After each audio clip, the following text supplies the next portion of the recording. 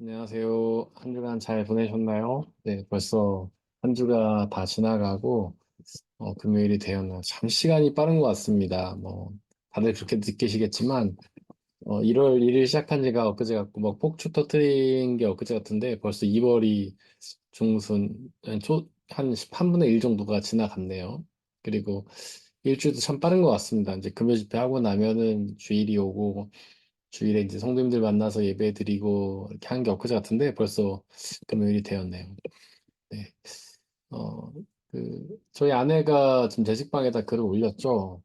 예주는 이제 3월 중순까지 일단은 연기가 됐어요. 그 뒤로 어떻게 될런지 모르지만, 근데 일단 아내는 주중에는 주중에는 집에 와 있기로 했습니다.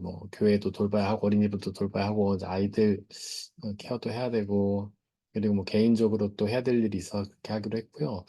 근데 이제 일주일에 한 번 정도는 또 이렇게 같이 또 가서 예주랑 함께 있어야 될 것 같고, 또 토요일 주일에 사실은 예주가 프로그램이 없어서 그냥 혼자 이렇게 동떨어져 있게 돼 있거든요. 근데 주일에는 교회 와 있어야 되니까 토요일 같은 경우에는 좀 아내가 가서 예주랑 이렇게 시간을 좀 보내야 하는데, 이제 아무래도 갈 때는 이제 제가 데려다 주질 못하니까 이제 기차를 한 5시간 타고 가야 되거든요. 그래서 이제 금요일에 좀 가야 될 것 같습니다. 그래서 아내가 당분간은 이제 금요일에 그 예주를 만나러 가야 되기 때문에 제가 금요 집회를 당분간은 이제 이와 같은 방식으로 찬양은 하지 못하고 이렇게 말씀만 한 30분 정도 나누려고 합니다. 네. 그래서 그렇게 이제 앞으로 한동안 일단은 3월 중순까지는 이렇게 계속해서 말씀만 한 30분 나눈다 이렇게 말씀을 드리고요. 지금 이제 기도하고 제가 금요 집회 말씀으로 들어가도록 하겠습니다. 사랑과 은혜 하나님, 또 이렇게 일상의 삶을 일주일 동안 잘 보내다가 주님께 나와서 예배 드리고자 하는 우리에게 은혜를 주시기를 소망합니다. 이 시간 하나님 말씀하여 주시고 예수님의 말씀으로 우리에게 선포하여 주시고 그 말씀을 통해서 우리가 우리의 죄의 실상을 깨닫고 그 회개하고 주님을 믿어서 주님의 말씀이 주시는 놀라운 구원의 은혜 누리게 역사하여 주옵소서. 오직 하나님의 말씀만이 선포되게 하시고 말씀을 방해 모든 세력들을 물리쳐 주시옵소서. 우리 주 예수 그리스도의 이름으로 기도드렸습니다. 아멘. 네, 저희가 이제 계속해서 요한의 이름에 대해서 이야기를 하고 있죠. 요한의 이름은 하나님은 자비로우시다. 하나님은 은혜로우시다. 이런 뜻인데 그 자비, 은혜, 우리는 이제 사실 자비보다 은혜라는 단어를 더 많이 쓰는데 그 은혜라는 단어가 우리 기독교에 있어서 가장 중요한 단어 중에 하나이기 때문에 핵심 단어이기 때문에 너무 중요해서 저희가 한동안 지금 그 은혜에 대해서 이야기를 나누고 있습니다. 제가 조금 그 은혜에 대해서 설명하면서 율법주의에 대한 이야기들을 좀 했지만 오늘 좀 더 좀 보충을 했으면 좋겠어요. 율법주의라는 게 왜 나쁜 것인지에 대해서 그 율법주의가 우리에게 주는 패단이 무엇인지 조금만 얘기해 보려고 합니다. 사실 율법이라는 것 자체는 굉장히 좋은 것이죠. 율법은 이제 히브리어로 노모스라는 단어예요. 노모스.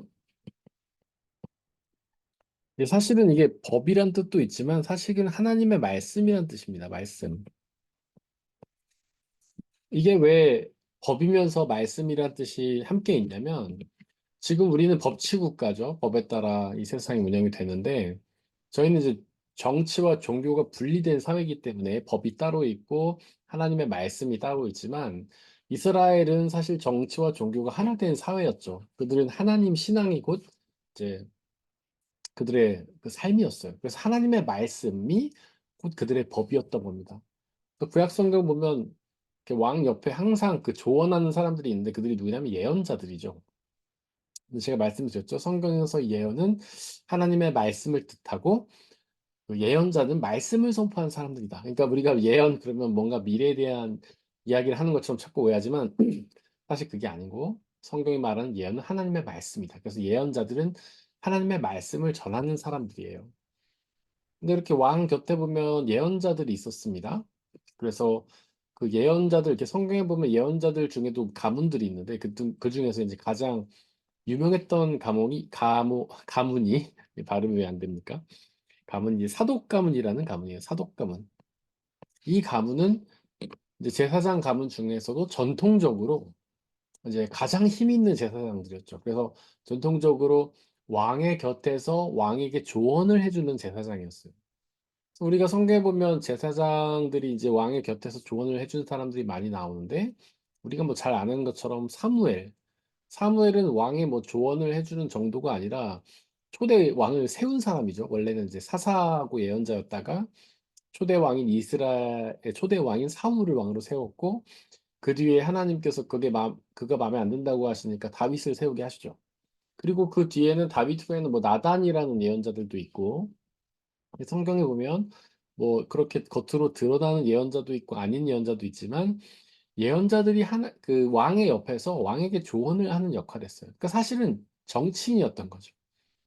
예언가들이 하나님의 말씀만 전한 게 아니라 정치의 역할을 같이 해요. 그때 이제 정치와 종교가 하나 된 사회이기 때문에. 그래서 하나님의 말씀이 그들의 법이에요. 그래서 그거를 번역을 사실 율법이라고 했는데, 이제 우리가 평상시에 알고 있는 법과 차별을 하기 위해서 율법이라고 번역을 했죠. 근데 사실은 그냥 법이라고 이해를 하시면 됩니다. 다만 그 근거가 하나님의 말씀에 둔 법이라는 거죠. 그래서 우리가 세상을 살아가면서 법이란 게 있지 않습니까? 법에 따라서 서로 뭐 송사를 하기도 하고 서로 이해관계가 갈리기도 하는데, 그거를 이제 하나님의 말씀의 기초에서 세운 것이 율법인 거예요. 그거는 이제 종교적인 법이기도 하지만 그들이 살면서 지켜야 하는 실정법이기도 한 거죠. 그래서 그거를 어기면, 그 율법을 어기면 단지 뭐 하나님 앞에 죄를 짓는 것뿐만 아니라 제가 실제 사회에서도 처벌을 받을 수 있는 그런 이제 사회가 당시 이스라엘 사회였어요. 그들에게는 정치와 종교가 하나니까. 그래서 율법을 지키라고 그렇게 강조하는 겁니다. 율법을 지키는 것이 하나님께도 기쁨이 될 뿐만 아니라 그 세상을 살아가는 데 도움이 되기 때문이에요. 근데 이제 우리가 성경에도 보면 이제 우리가 율법서라고 하는 책들이 있습니다. 주로 모세오경이에요. 모세가 뭐 창세기, 출애굽기, 레위기, 민수기, 신명기 이렇게 5권의 책을 썼다고 흔히 알려져 있죠. 그래서 모세오경이라고 하는데, 그 안에는 물론 역사서도 있어요. 뭐 출애굽기 같은 거는 이스라엘이 출애굽을 하는 역사 기록을 담고 있기도 하죠. 근데 레위기나 신명기, 민수기 이런 것들은 그 안에 역사적인 어떤 사건도 기록이 되어 있지만 대부분은 그 하나님의 말씀인 율법을 기록하고 있습니다. 특히 레위기가 많죠, 그런 게. 신명기도 마찬가지고. 그래서 이스라엘 백성들이 하나님의 백성으로서 지켜야 될 법 그 안에 들어가 있어요. 근데 그 안에 보면 뭐 그런 것도 있잖아요. 그러니까 하나님을 어떻게 섬겨야 되는지, 제사에 대한 법도 있지만 뭐 사람 사이의 관계에 대한 법도 있죠. 그래서 뭐 누군가의 물건을 어떻게 상하게 하면 똑같이 갚아줘야 된다든가, 우리가 잘 아는 눈에는 눈, 예니 그것도 거기에 들어가 있고, 뭐 실수로 사람을 죽였을 때 어떻게 되는가. 예를 들면 어떤 사람이 도끼질을 하려고 도끼를 탁 들었는데 그 도끼의 그 대가리라고 합니까? 그 철 부분. 그게 갑자기 날아가 갖고 누군가를 뭐 이렇게 다치게 한다든지 죽게 하면 어떻게 보상을 하는지. 막 그런 게 거기 안에 자세히 들어가 있어요. 근데 그게 이제 실정법이었기 때문에 그런 거죠. 그래서 그 율법을 지켜야만 그들은 했습니다. 그래서 율법을 지키는 것은 두 가지 의미가 있는 거죠. 첫 번째로는 하나님을 믿는 하나님의 백성이란 뜻이 있고, 두 번째로는 이스라엘이라는 어떤 사회를 살아가는 하나의 공동체로서 율법을 지킨다라는 그런 개념이 있는 거예요. 그래서 유대인으로서 이스라엘 사회, 유대 사회를 살아가기 위해서는 율법을 지키지 않으면 살아갈 수 없는 거예요. 그냥 하나님 말씀을 안 지키는 수준이 아니고 그 사회에 동화되지 못하는 거죠. 그냥 도태가 돼버리는 것이죠. 그래서 율법을 지킨다는 것은 그 나라 시민으로서 살아가기 위해 필요한 겁니다. 이제 우리는 대한민국 헌법을 지키지 않습니까? 대한민국 사람으로서. 그 이유는 그것을 지켜야만 그 가운데 살 수 있잖아요. 그걸 지키지 않으면 어떻게 됩니까? 이제 감옥에 갇히죠. 교도소에 가죠. 근데 교도소에 간다는 거는 뭐 이제 그 감옥의 역사도 굉장히, 미샤엘 푸코라는 철학자가 굉장히 이제 뭐 역사적으로 이렇게 기록을 했지만, 현대적인 의미로는 우리가 감옥에 간다거나 교도소에 간다는 것은 사회로부터 격리된다는 뜻이에요. 네. 왜냐하면 이 세상 사람들이 공유하고 있는 법을 지키지 않기 때문에, 그 가운데 살 수 없기 때문인 거죠. 그래서 그 사람을 격리하려는, 이 사회로부터 격리시키려는 그 제도 자체가 감옥 교도소 제도인 겁니다. 그러니까 이스라엘 사람들에게는 율법이라는 것이 하나님의 말씀이기도 하지만 실정법이기 때문에 그것을 지키지 않으면 살아갈 수 없는. 그러니까 반드시 지키라고 했던 겁니다. 근데 이제 중요한 거는 이 율법이 어쨌든 베이스가 하나님 말씀이잖아요. 하나님 말씀이 베이스죠. 그래서 우리가 율법을 얘기할 때, 하나님의 말씀인 율법을 얘기할 때 가장 큰 범위로는 성경 전체를 의미합니다.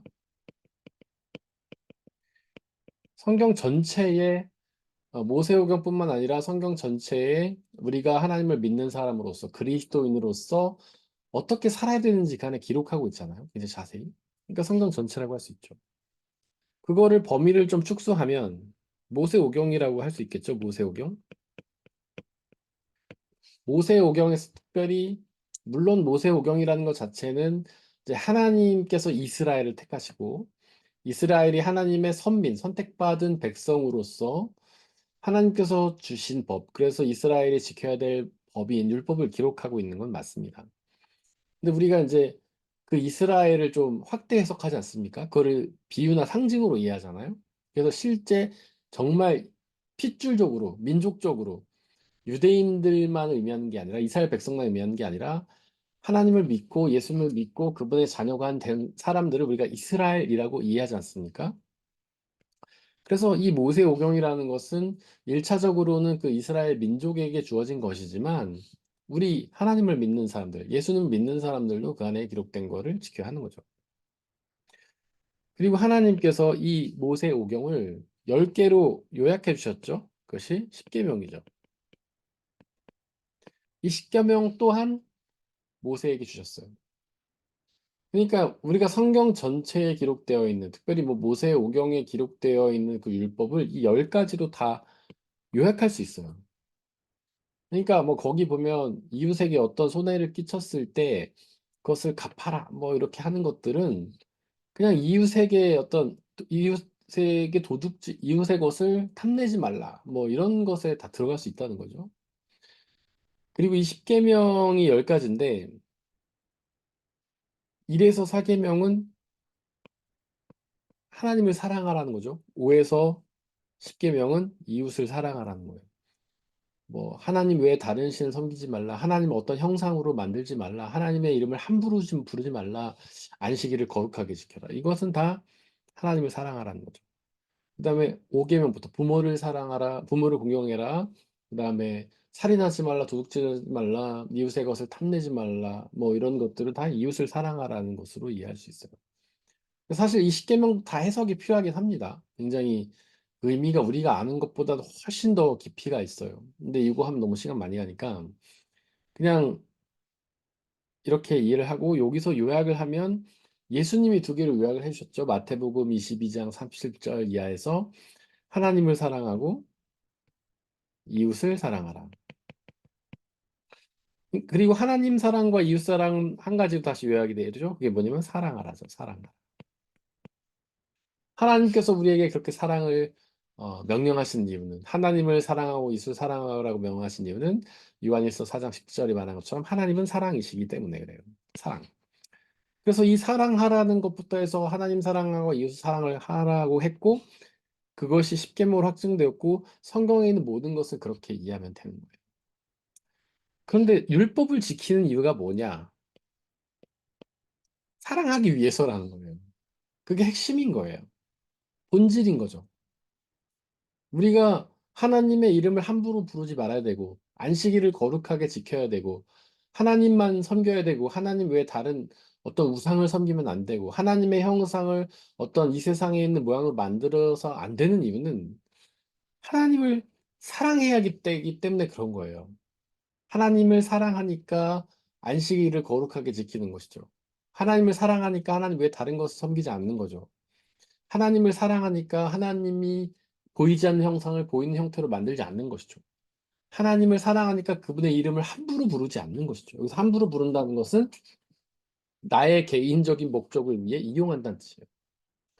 하나님을 사랑하는 사람은 그분의 이름을 나의 개인적인 목적을 위해 이용하지 않습니다. 마찬가지로 5번에서 10번 계명도 마찬가지예요. 부모를 공경해야 하는 이유는 부모를 사랑해야 되니까.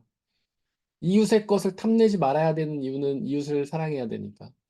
이웃을 살인하지 말아야 되는 이유는 이웃을 사랑해야 되니까.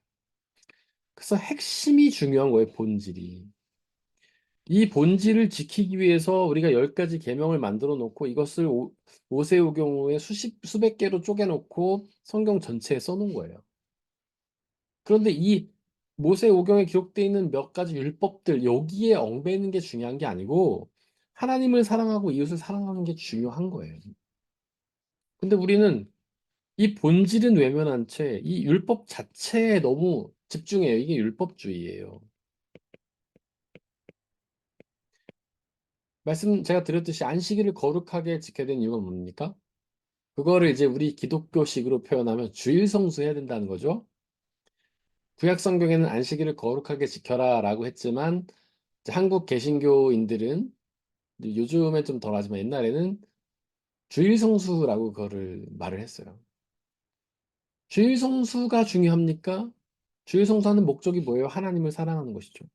그러니까 주일에 교회를 나와서 예배를 드리는 게 중요한 게 아니고 하나님을 사랑하는 게 중요한 거예요. 그래서 주일에 교회 나왔냐 안 나왔냐가 중요한 게 아니라 하나님을 사랑하느냐 사랑하지 않느냐가 중요한 거죠. 근데 율법주의자들은 이 계명 자체에 얽매여 가지고 거기에만 매달리는 거예요. 그래서 주일에 교회를 나왔냐 안 나왔냐만 따져요. 근데 중요한 건 하나님을 사랑하는 것이다. 물론 하나님을 사랑하는 사람은 주일에 다른 일을 하기보다는 교회에 나와서 하나님께 예배를 드리겠죠. 그런데 어쩔 수 없는 사람도 있다는 거예요. 율법주의가 말하는 건 그거예요. 율법은 우리의 노력으로 모든 율법을 지키라는 거거든요. 안식일을 지키라는 거죠. 주일에 교회 나와서 예배하고 헌금하고 봉사하라는 겁니다. 하나님을 사랑한 사람은 그래야 된다고 말해요. 그렇죠. 당연히 하나님 사랑한 사람은 그래야 되죠. 근데 어쩔 수 없는 경우가 있다는 거죠. 만약에 우리가 정말 너무 아프다든지, 아니면 교회 가다가 사고가 난다든지, 아니면 그래서 어떻게든 뭐 네 발로 걸어갈 수 없는 상태가 됐다든가, 이러면 못 하잖아요. 그러니까 중요한 거는 하나님을 사랑하느냐가 아니냐가 중요한 거지, 안식일을 지키냐 안 지키냐가 중요한 건 아니라는 거죠. 율법주의자들은 이런 거에 집중합니다.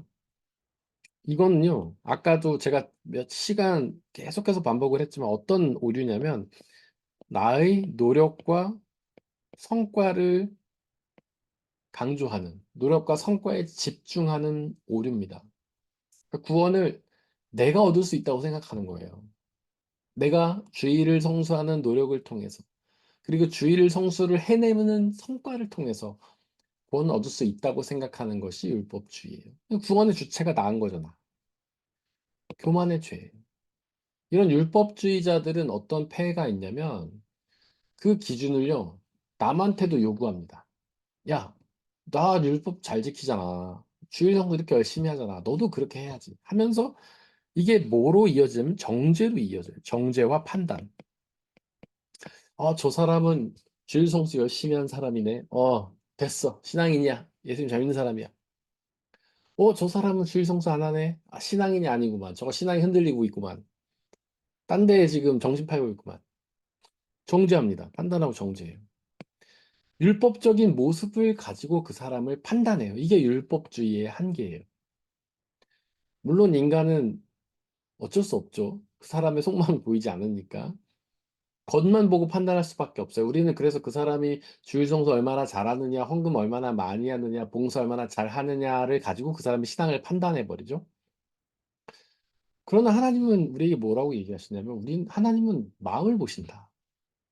겉으로 율법 행하는 거 보시지 않고 마음을 보신다는 거예요, 하나님은. 그래서 하나님은 우리가 주일 성수 하느냐 안 하느냐를 보시는 게 아니라 하나님은 우리의 마음 속에 하나님을 사랑하는 마음, 하나님을 예배하는 마음이 있느냐를 보신다는 거죠. 그래서 하나님은 율법에 치우치지 말라고 얘기하시는 거예요. 근데 우리는 계속해서 율법에 치우치죠. 왜? 우리한테는 그밖에 보이지 않으니까. 근데 아까도 말씀드렸지만 율법주의자들일지라도 한계는 뭐냐면 나의 노력과 성과는 불완전하다는 거예요. 우리는 우리의 노력과 성과로 완전히 할 수 없다는 거죠. 그것이 모든 사람은 죄인이라는 성경의 선포의 의미예요. 성경은요, 아주 단언적이에요. 모든 사람은 죄인이에요. 왜냐하면 우리의 노력으로는 하나님을 온전히 믿을 수 없기 때문이죠. 우리가 아무리 애쓴다고 해도 하나님을 온전히 믿을 수가 없어요. 그분의 율법을 온전히 지킬 수가 없어요. 율법주의는 이미 실패한 거예요. 성공할 수가 없어요. 성경의 선포예요, 그게. 그래서 율법주의자들은 뭐에 빠지냐? 아까 말씀드렸죠. 자기 스스로는 막 율법을 지키려고 노력해요. 그러면서 남에게 그런 요구를 합니다. 그래서 판단과 정죄를 하죠. 그리고 율법주의자들은 뭐에 빠지냐면 위선에 빠져요. 위선. 왜냐하면 자기가 아무리 노력해도 율법적인 노력으로는 절대로 율법을 완전히 지킬 수가 없거든요. 그걸 본인도 알아요.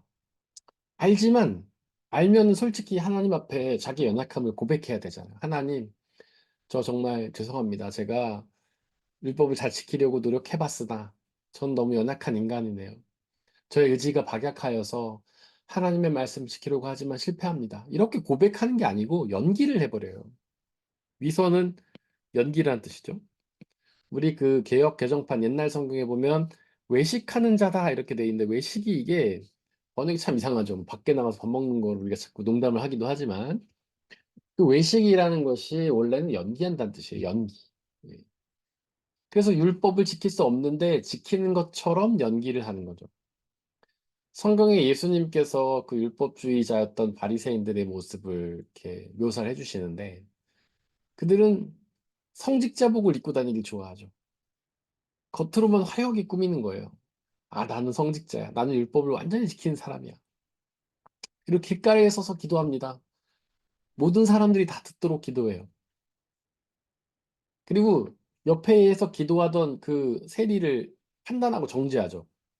하나님, 저는요, 저 죄 많은 세리랑 다릅니다. 저를 저렇게 죄 많은 세리로 만들지 않아 주시고, 저를 이렇게 떳떳한 바리새인으로 만드셔서 감사합니다. 이런 기도를 드리죠. 교만함의 기도를 드리죠.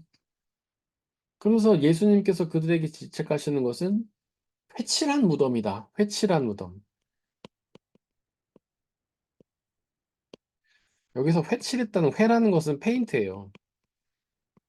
페인트 칠한 무덤. 다른 말로 하면 색칠한 무덤이란 뜻이죠. 그러니까 이제 뭐 여러분들도 그러셨겠지만 저희 어렸을 때 보면 이렇게 능으로 소풍 많이 가잖아요. 그때는 그게 뭐 이상하다고 생각 안 했어요. 뭐 항상 그런 데 가니까 뭐 서호능이란 데도 가고 경주 불국사 가도 뭐 천마총이라든지 무슨 능 찾고 가고 한국에 있을 때는 참 그렇게 능으로 소풍을 많이 갔는데 그때는 이상하게 생각 안 했는데 나중에 생각해 보니까 거기가 무덤이잖아요. 근데 가보면 엄청 화려하게 지어놨죠. 굉장히 크게 지어놓고 막 뭐 겉에 대리석 같은 걸로 삐까뻔쩍하게 해놨어요. 근데 그 안에 뭐가 들어있습니까? 시체가 들어있잖아요. 뼈 들어있잖아요. 뼈. 죽은 사람의 시체. 그게 바로 회칠한 무덤이에요. 겉으로는 화려하게 꾸며놨지만 그 안에 죽음이 있는 거죠. 율법주의자들은 회칠한 무덤이었어요. 겉으로는 화려했습니다. 겉으로는 하나님의 제사장을 표시하는 성직자복을 입고 다녔어요.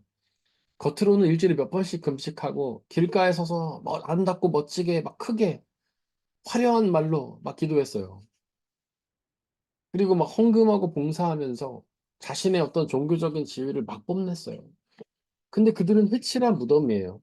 겉으로는 그렇게 화려한데 속에는 죽어 있어요. 시체가 있어요. 뼈가 있어요.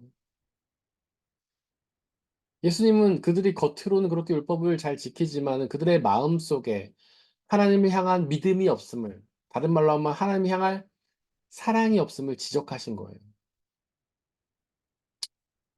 근데 그런 바리새인들의 오류를 아주 우리는 많이 범하죠. 특히 이제 교회 좀 다녔다고 하는 사람들, 교회를 좀 오래 다녔다고 하는 사람들은 이런 현상이 많이 나타납니다. 근데 초신자들은 좀 안 그렇죠. 초신자들은 거의 뭐 성경에 있는 세리 같아요. 막 주여 저의 죄를 용서해 주시옵소서 막 하나님 앞에서 막 떨면서 두렵고 떨리는 마음으로 하나님을 향한 막 말씀의 귀를 쫑긋 세우고 근데 교회를 좀 오래 다녔다고 하는 사람들 뭐 모태신앙이라든지 3, 4대 신앙인들 그다음에 목회자, 뭐 목사, 선교사 그다음에 뭐 장로, 권사 이러신 분들 그런 분들 중에 이런 분들이 많아요. 다 그렇다는 뜻은 아닙니다. 이런 분들이 많아요. 자신의 어떤 신앙적인 연륜이나 뭐 직분 이런 것들을 굉장히 내세우는 거죠. 내가 목사인데, 내가 선교사인데, 내가 전도사인데. 근데 제가 이제 목회를 저도 이제 12년 정도 했는데 나이는 연수하지만은 목회 연수로는 짧지가 않잖아요. 근데 이제 최근에 이제 담임 목회하고 그런 후배들이 가끔 저한테 이제 문의를 해와요. 가끔 상담을 해요. 선배님, 제가 이번에 뭐 교회에서 회의를 이렇게 저렇게 하는데 어떻게 하면 좋을까요? 제 지혜가 없는데 어떻게 하면 좋을까요? 이렇게 물어볼 때가 좀 있어요. 근데 제가 이제 그분들과 여러분들 좀 계신데 상담을 하면서 느끼는 거는 아니 되게 젊은 목사님인데도 굉장히 어떤 바리새인 같은 권위의식이 그 안에 가득 차 있어요. 내가 목사인데 이런 마음이 좀 있더라고요. 그러면서 이제 그들이 겪는 어려움의 대부분은 그런 거예요. 내가 목사인데 성도들이 막 이렇게 함부로 한다. 내가 목사인데 내 말을 순종하지 않는다. 내가 목사인데 뭐 나한테 뭐 이래라 저래라 한다. 뭐 이런 불만들을 막 얘기를 하더라고요. 근데 저는 제가 이제 얘기를 했어요. 그렇게 뭐 직접 대놓고 야, 너 바리새인 같은 놈아 이렇게는 안 하고 아니 우리는 피고용인 아니냐. 성도님들께서 고용해 주신 고용자가 아니냐. 아르바이트 네모 아니냐 우리가. 그럼 아르바이트 개버인 성도들을 섬겨야지. 이제 이렇게 제가 못 돌려서 말을 하지만 사실 마음속에는 그런 마음이 있죠. 저분들이 너무 이제 신앙의 연륜이 많아서 나이가 좀 어리지만 목사라는 그런 직책 때문에 굉장히 율법적인 사고를 하고 있구나. 내가 존중받아야 되고 내가 뭔가 대단한 존재라는 생각을 자꾸 하는구나. 그러다 보면 어떤 일이 발생하냐면 우리는 연기를 하게 되는 거죠. 목사도 사람이니까 신앙적 사이클이 있거든요. 우리가 어떻게 인간인데 항상 믿음이 좋겠습니까? 저희도 흔들릴 때가 있어요. 힘들 때가 있고 하나님께서 가까이 느껴질 때가 있고 멀리 느껴질 때가 있어요. 기도가 나올 때가 있고 안 나올 때가 있어요. 찬양이 막 감사와 찬양이 나올 때도 있지만 그렇지 않을 때도 있단 말이에요. 근데 어떻게 항상 이게 신앙이 좋겠어요.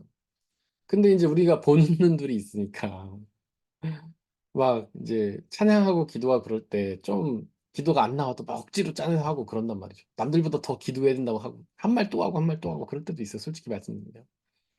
그럴 때마다 저는 버뜩버뜩 그런 생각이 되는 거예요. 야, 이 회칠한 무덤아, 외식하는 자야. 이런 예수님의 음성이 막 들리는 것 같아요. 그래서 막 찔끔찔끔 제가 놀래고 뭐 또 회개하기도 하고 그러는데 우리는 그래서는 안 된다는 거죠. 우리는 회칠한 무덤이 되면 안 돼요. 우리는 율법적인 어떤 노력을 해서는 안 돼요. 뭐가 있어야 되는가? 우리 마음속에 하나님을 향한 온전한 믿음, 하나님을 향한 사랑이 있어야 됩니다. 그것을 깨닫기 위해서 우리는 반드시 그 사실을 알아야 돼요. 구원이라는 것은 우리의 노력과 성과를 얻는 것이 아니라 하나님께서 주시는 은혜의 선물이라는 거죠. 우리가 뭔가를 잘했기 때문에 받는 그런 구원이 아니고 하나님 나라는 온다 저희가 지난 시간에 했지 않습니까? 하나님 나라는 가는 게 아니라 오는 것이에요. 우리가 기도하는 마음으로 회개하고 주님을 향해 서 있을 때 하나님 나라가 오는 것이죠.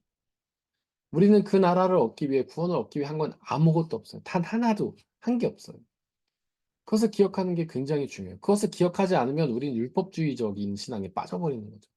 내가 뭔가를 했다는 그런 어떤 어, 자부심, 뿌듯함 이런 것들이 우리를 율법주의에 빠지게 만들고 그런 것들로 하여금 우리를 교만하게 만드는 거예요. 그러나 우리는 계속해서 은혜로 돌아가야 됩니다. 우리는 아무런 공로가 없죠. 우리는 그저 죄인일 뿐이지만 우리는 예수님께서 죄를 용서해 주셨지만은 여전히 죄인이에요. 성경은 모든 사람이 죄인이라고만 딱 얘기하잖아요. 네가 예수님을 믿으면 죄인이 아니야. 그러지 않으세요. 의인이라 칭함을 받는 거지. 원래 죄인인데 그냥 의인이라 불러줄게. 그런 거죠. 우리가 죄가 용서받는 것이지 사라지는 게 아니에요. 우리는 계속해서 죄인입니다. 예수님 믿어도 여전히 죄인이에요. 우리는 예수님 믿어도 여전히 우리의 노력과 성과로는 결코 구원에 이를 수 없어요. 그래서 반드시 구원이 은혜라는 사실을 깨닫고 우리의 노력과 성과가 아닌 주님이 주신 은혜의 선물이라는 사실을 깨닫고 늘 겸손히 주님 앞에 나아가는 것이 굉장히 중요합니다. 네. 우리 스스로가 한번 돌아봤으면 좋겠어요. 내 신앙은 어떤가? 우리가 혹시나 율법주의에 빠져 있는 것은 아닌지, 내가 내 구원을 내 노력이나 성과를 얻으려 하는 것은 아닌지, 나의 어떤 신앙적인 어떤 지위를, 어, 신앙적인 연륜을 자랑하는 것은 아닌지, 누군가를 어떤 율법적인 것으로 정죄하고 있는 것은 아닌지, 우리가 율법적으로 완전하지 못하다고 해서 어떤 연기를 하고 있는 것은 아니죠. 그렇다면 우리가 회개하고 우리의 마음을 온전히 하나님의 사랑과 믿음으로 채우기를 원한다고 이 시간 잠시 우리 함께 기도하겠습니다. 사랑과 은혜의 하나님, 우리의 마음을 돌아봅니다. 우리는 계속해서 우리의 겉모습으로, 우리의 노력과 성과로 율법을 지키려는 노력으로 구원에 다다르려고 했던 것은 아닌지 하나님 우리 자신을 돌아봅니다. 우리의 노력을 신뢰하며 우리의 성과를 기대하며 우리의 힘으로 구원을 얻을 수 있다고 착각했던 그런 시간들이 있었던 것은 아닌지 돌아보게 됩니다. 하나님 그런 율법주의에 빠져 있었다면 우리를 용서하시고 우리가 온전히 회개하고 우리의 시선을 주님께로 고정하고 온전히 주님을 바라보고 의지하며 우리의 마음을 주님을 향한 믿음으로 주님을 향한 사랑으로 채우고 그 사랑과 믿음을 통하여 구원의 은혜를 누릴 수 있게 역사하여 주시옵소서.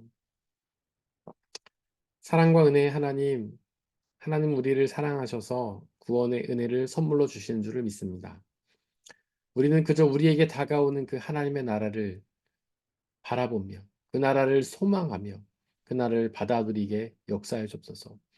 우리의 노력과 성과로 구원 얻을 수 있다라는 그런 율법주의적인 사고에 빠지지 않게 하시고 모든 구원의 선물은 하나님께 주시는 은혜라는 사실을 기억하고 오로지 그 은혜를 주시는 하나님께만 의지하고 하나님을 믿고 의지하고 순종하여서 주님 주시는 그 구원의 은혜를 누리게 역사해 주옵소서. 그 어떤 율법주의에 의해서도 정죄받지 않게 하시고 판단하지 않게 하시고 오로지 주님만을 의지하며 주님만을 바라보며 주님만을 기대하며 주님만을 사랑하며 나간 우리가 되게 역사해 주옵소서.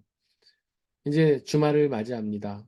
하나님, 일상의 삶을 살면서 하지 못했던 주님과의 교제에 집중하게 하시고 주님을 더욱 사랑하고 주님의 사랑을 받아 누림을 통해 주님과 하나 되어 주님의 기쁨과 구원을 누리는 귀한 주말이 되게 역사해 주옵소서. 감사합니다. 우리 주 예수님의 이름으로 기도드렸습니다. 아멘. 좋은 밤 되십시오.